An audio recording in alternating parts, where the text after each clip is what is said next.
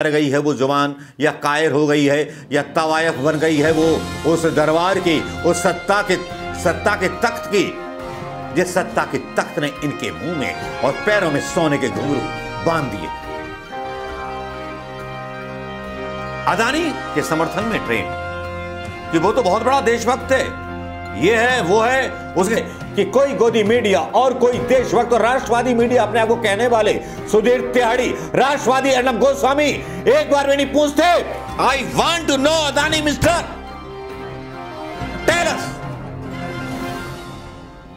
पत्रकारों को गधे पर बिठा कर मुंह काला करके घुमाया जाए पूरी दिल्ली के अंदर, जो ये झूठी रिपोर्ट्स और झूठी खबरें डालते हैं। झूठी खबरों का संसार यहां चल रहा है।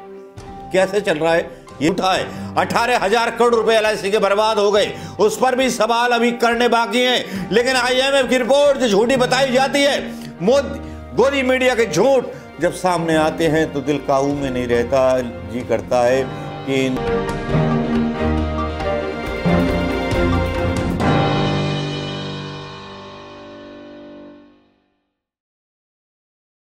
दोस्तों नमस्कार, मैं मनोज कुमार शर्मा एक बार फिर बजट की कहानियां हवाओं में तैर करके की जा रही हैं। आज तक पे तो पूरा शो एक लटकते हुए केबिन में किया जा रहा है, देश का मजाक उड़ाया जा रहा है, देश को झूठ दिखाया जा रहा है। और सबसे बड़ी बात यह है कि उस बहस में विपक्ष के प्रवक्ता भी शामिल हो जाते हैं। जी हां, जो सरकार दावा करती है कि आईएमएफ की रिपोर्ट आई है कि भारत की संभावित दर जो है बढ़ा दी गई है, उल्टी खबरें हमको दिखाई दी जाती हैं। लेकिन यहां प्रश्न अदानी का भी आएगा, लेकिन यह खबर इसलिए इंपॉर्टेंट है क्योंकि बजट और अदानी एक दूसरे के पूरक है।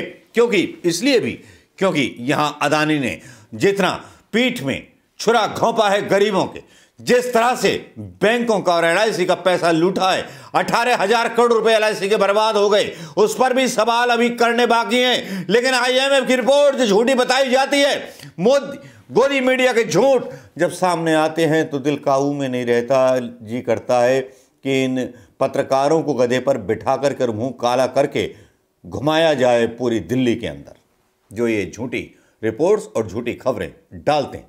झूठी खबरों का संसार यहां चल रहा है।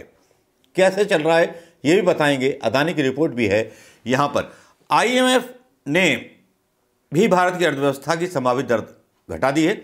साल 2022 में जो विकास दर 6.8 हुआ करती थी, अब 2023 में 6.1 तक गिर जाने की संभावना है।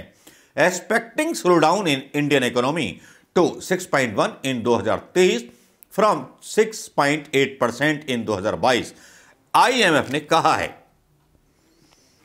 और वसीम खान साहब ने यह जानकारी ट्विटर पर दी है, मीडिया का खुलासा किया है। लेकिन यहां शर्मनाक चीजें हो जाती हैं। शर्मनाक चीजें कुछ इस तरह से हो जाती हैं। पहली चीज तो यह होती है कि जो अदानी होता है अब 11वें नंबर पर आ जाता है, जो तीसरे नंबर पर था।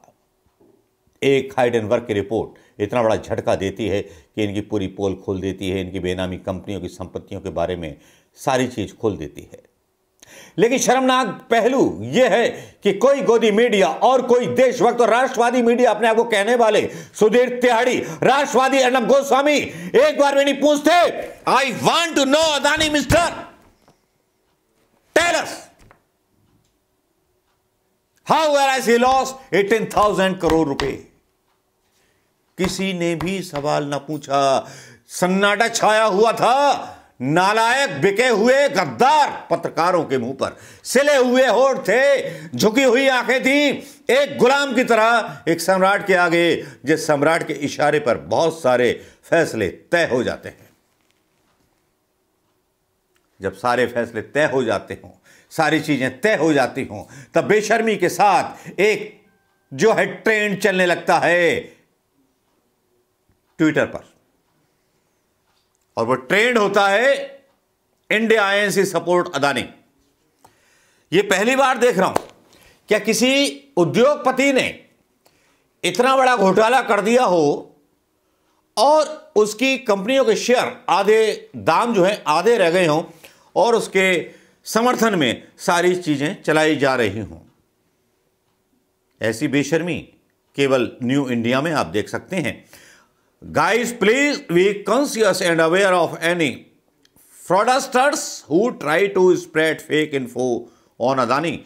India Adani may take legal action against US based Hindenburg. इस तरह की खबरें छापी जा रही हैं। अदानी के फोटो उनके साथ डाले जाते हैं, कांग्रेस को इसमें बीच में लाया जाता है। मेरे नाना, मेरे दादाजी, INC सपोर्ट, अदानी का ये ट्रेंड चलाना और राहुल गांधी का ये कार्टून डालना अपने आप में साबित कर देता है कि जो हाइडेनबर्ग ने आरोप लगाए हैं इसको एक पॉलिटिकल एंगल देने की कोशिश की जा रही है भारतीय जनता पार्टी के द्वारा।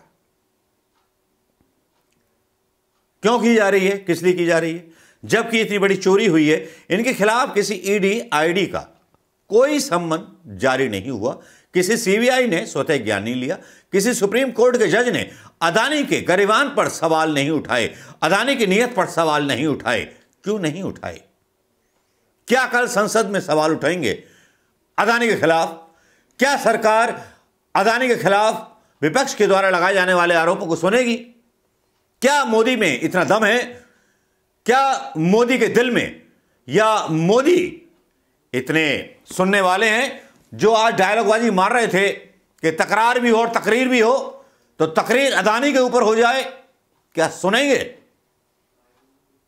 भाई साहब, ये 135 करोड़ और उन शेयर धारकों का मामला है और उन बैंक के अकाउंट जिनके खुले हुए हैं SBI में 80,000 करोड़ का मामला है। प्रधानमंत्री मोदी जी जिसका लोन लिया हुआ इस आदमी ने और फ्रॉड किए हुए हाइडेनबर्ग ने इसको जो है एक्सपोज कर दिया है पूरी तरह से। लेकिन हमारा मीडिया पॉजिटिव खबरें दिखाएगा। पॉजिटिव बोलना है मीडिया को भाई, चाहे देश बर्बाद हो तो हो जाए। शर्म आती है मुझे इतनी बेशर्मी पर। बजट पेश करने जा रहे हैं, देश का दिवाला निकल चुका है, सारी चीजें महंगाई में आ चुकी हैं, लेकिन इस तोतले मीडिया का और भाण मीडिया और मुन्नी मीडिया के पत्रकारों में जुबान नहीं है। शायद डर गई है वो जुबान, या कायर हो गई है, या तवायफ बन गई है वो उस दरबार की, उस सत्ता के तख्त की, जिस सत्ता के तख्त ने इनके मुंह में और पैरों में सोने के घुंघरू बांध दिए हैं।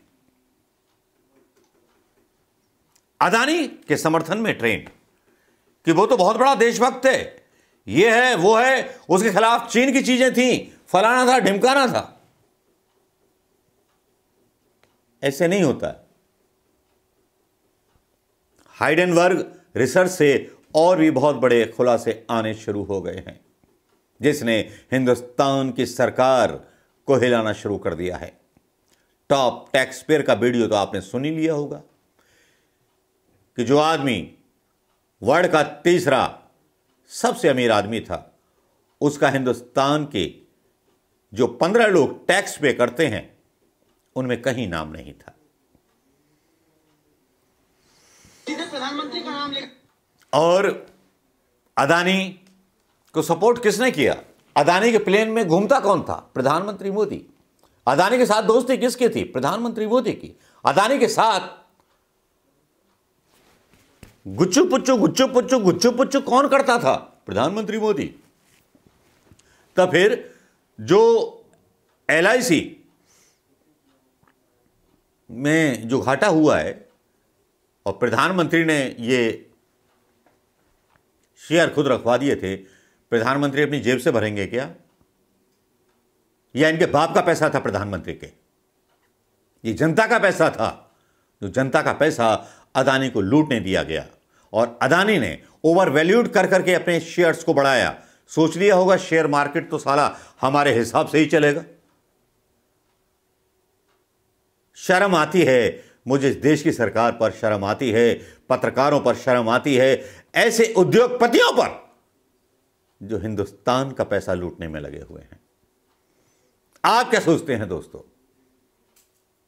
आपको लगता है जो आज सवाल उठाए, जो बात आपसे की, जो ये ट्रेंड चलाए जा रहे हैं, क्या ये चलाए जाने चाहिए थे या अभी तक गिरफ्तारी हो जानी चाहिए थी अदानी की?